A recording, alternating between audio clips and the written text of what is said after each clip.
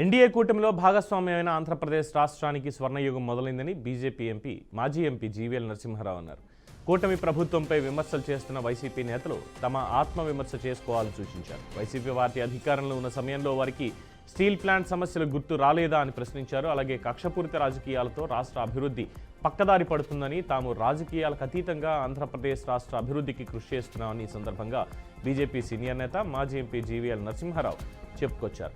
రాష్ట్రంలో పర్యటించిన కేంద్ర హోంమంత్రి అమిత్ షా పలు అభివృద్ధి కార్యక్రమాలకు శ్రీకారం చుట్టారు. దీనితో పాటు విశాఖ స్టీల్ ప్లాంట్కు కేంద్రం ప్యాకేజీ ప్రకటించడంతో రాష్ట్ర నేతలు హర్షం వ్యక్తం చేస్తుండగా వైసీపీ నేతలు మాత్రం అనుమానాలు వ్యక్తం చేస్తున్నారు. ఇక ఇదే అంశానికి సంబంధించి మరిన్ని వివరాలు మా ప్రతినిధి సాంబశివరావు అందిస్తారు. Sambasivarao, over to you.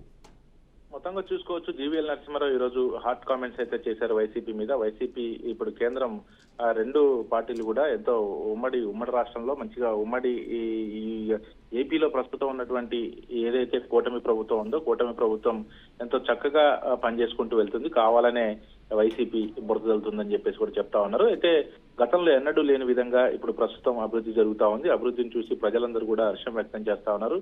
పూర్తి స్థాయిలో కూడా కూటమి ప్రభుత్వంలో దూసుకుపోతుందని చెప్పేసి కూడా అతను చెప్పడం జరిగింది. మొత్తంగా ఈ ప్రస్తుతం వైసీపీ చేస్తున్నటువంటి ఆరోపణలు ఏవైతున్నాయో వైసీపీ చేసే ఆరోపణలు ఏమాత్రం కూడా వాస్తవం లేదని చెప్తా ఉన్నారు. మొత్తంగా కేంద్ర సహకారంతో పూర్తి స్థాయిలో కూడా ఏపీ రాష్ట్రం అయితే అభివృద్ధి చెందుతా ఉంది. అందులో ఏమాత్రం కూడా సందేహం లేదు. కేంద్రం నుంచి కూడా పూర్తి స్థాయిలో సహకారం అందుతుంది రాష్ట్రానికి.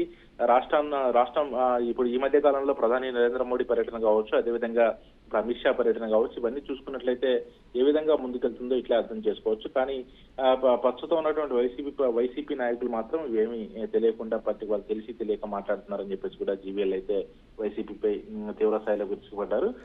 ఇటువంటి ఆరోపణలు మానుకోవాలి, అందరూ కూడా తోడ్పడాలని చెప్పేసి కూడా జీవీఎల్ నరసింహారావు వాళ్ళకైతే సలహా ఇవ్వడం జరిగింది. మొత్తంగా జీవీఎల్ చేసినటువంటి వైసీపీపై చేసినటువంటి కామెంట్స్ మాత్రం ఇప్పుడు ఒక చర్చనీయాంశంగా మారాయని చెప్పుకోవచ్చు. Right, thank you Sambasivarao.